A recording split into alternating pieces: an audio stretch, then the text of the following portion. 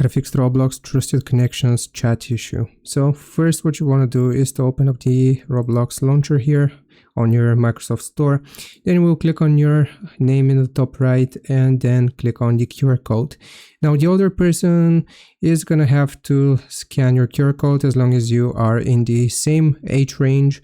So one person needs to scan the QR code and the other is going to accept them. So now what we gotta do is to click on more after you have added each other's trusted connections. Of course, if you do in fact trust each other, then you will go into settings, then you want to go into privacy and content restrictions, and here you will go into communication. Now select experience chat, turn these on, go back, the second one, party and party chat, again you want to turn on. Here you can leave it to trusted friends or all friends, and again party voice chat, either just trusted friends or all friends. And now you should have fixed the issue. I hope this helps. Leave a like and sub, and I'll see you next time.